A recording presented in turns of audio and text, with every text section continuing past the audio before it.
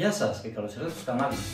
Σήμερα θα κάνουμε μια αγαπημένη μου συνταγή και θα πάμε στην Ιταλία. Θα κάνουμε σπαγκέτι αλλά καρμπονάρα. Η καρμπονάρα είναι αυθεντική καρμπονάρα. Ας ξεκινήσουμε. Θα χρειαστούμε για 2 άτομα 200 γραμμάρια σπαγκέτι, 150 γραμμάρια γκουαντσιάλε αυγά, 200 γραμμάρια τυρί πεκορίνο ρωμάνο. Παίρνουμε το γκουαντσιάλε. Από τη μία πλευρά έχει δέρμα, ενώ από την άλλη πλευρά είναι τα μπαχαρικά. Αφαιρούμε το δέρμα.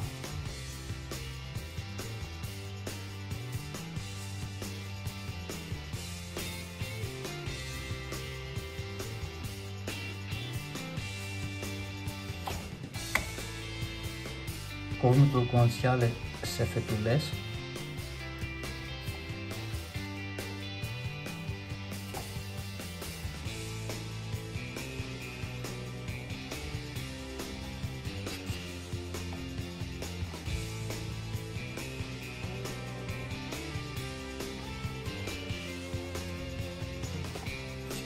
Δεν θέλουμε να είναι πολύ λεπτές, θέλουμε να έχει λίγο πάχος.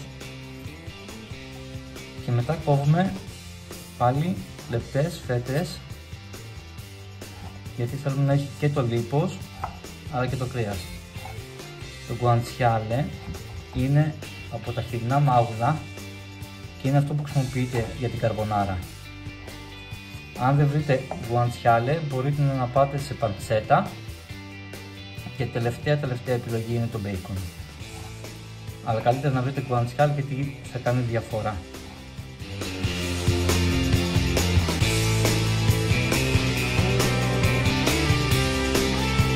Έχουμε ένα κρύο τηγάνι, βάζουμε μέσα το γκουαντσιάλε. Δεν θέλουμε να έχει καθόλου θερμοκρασία, να μπορέσουμε να βγάλουμε το λίπος από το γκουαντσιάλε και να γίνει crispy.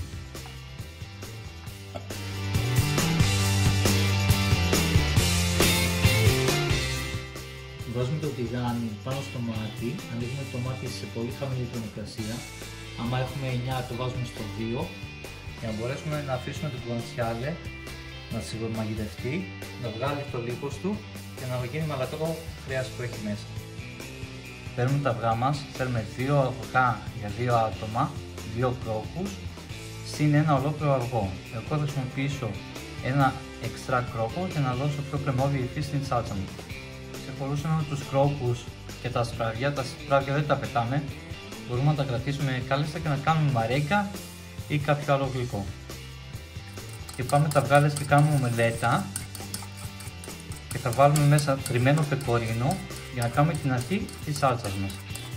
Παίρνουμε ένα τρίφτη και το πεκορίνο μας και τρίβουμε το πεκορίνο στο ψηλό, δεν θέλουμε να έχει χοντρά κομμάτια.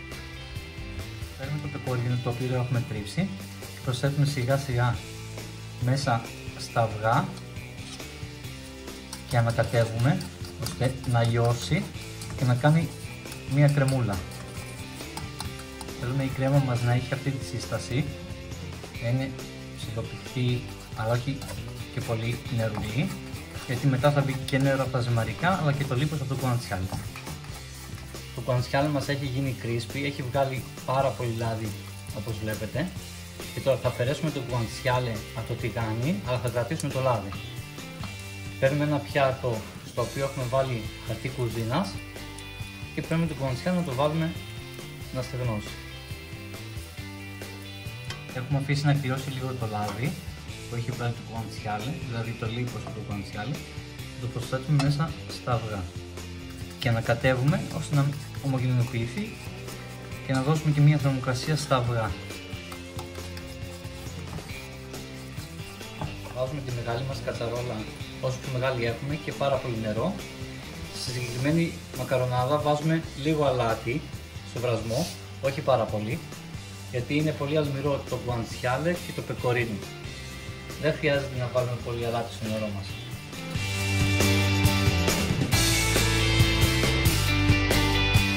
Βάζουμε τα σπαγκέτι μας να βράσουν και τα βάζουμε 3 λεπτά λιγότερο από ό,τι λέει η συσκευασία. Γιατί θέλουμε να τα τελειώσουμε στο τηγάνι μας και να κάνουμε και την κρέμα την ωραία. Βάζουμε τα σπαγκέτι μας μέσα στο τηγάνι και βάζουμε και νερό από τα ζυμαρικά. ώστε να πάρουμε και λίγο από αυτό που έχει αφήσει το κουαντσιάλε από κάτω.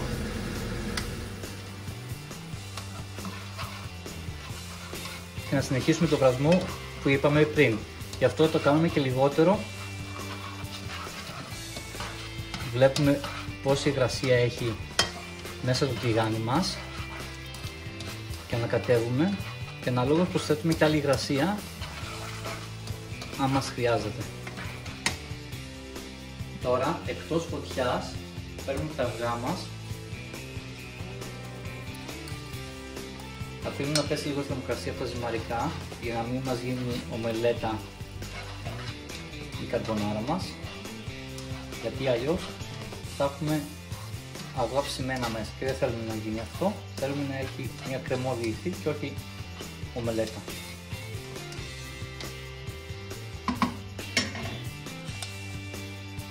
Προσθέτουμε τα αυγά.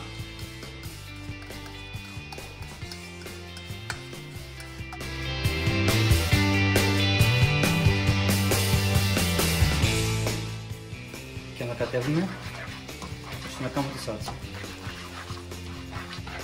Βλέπουμε πόση υγρασία έχει το ζυμαρικό μας και αναλόγως προσθέτουμε νερό ή όχι. Όπως είναι, προσθέτουμε και το πιπέρι.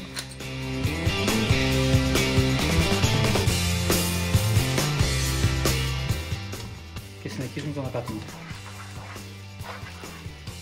Τώρα βλέπουμε ότι έχει λίγο υγρασία, οπότε βάζω λίγο πεκορίνο και συνεχίζω το ανακάτωμα.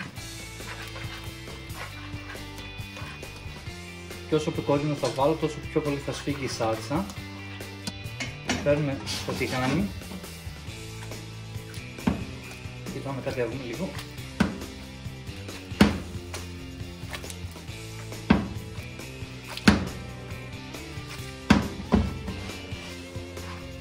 Και είμαστε έτοιμοι να βάλουμε λίγο από το γκουαντσιάλι μας μέσα.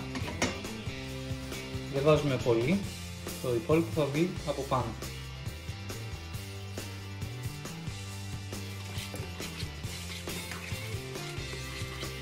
Και είμαστε έτοιμοι για να σερβίρουμε. Παίρνουμε ένα πιάτο, παίρνουμε το τηγάνι μας ζυμαρικά σε μια κουτάλα, τα γυρίζουμε ώστε να κάνουμε ένα μπουναλάκι.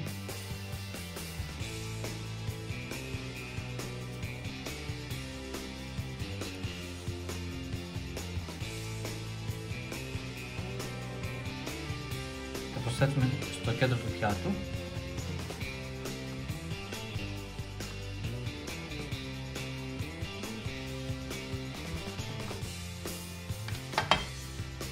Προσθέτουμε γκουαντσιάλε.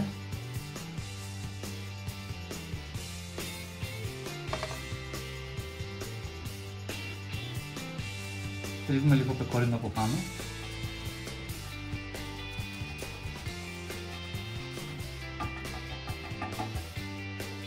Και φρεσκοτριμμένο πιπέρι.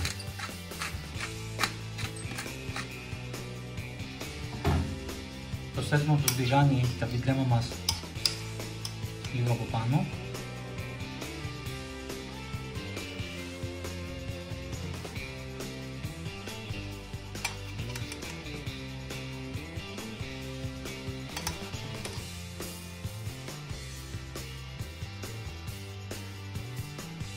Και αυτό ήταν το πιάτο μας για σήμερα.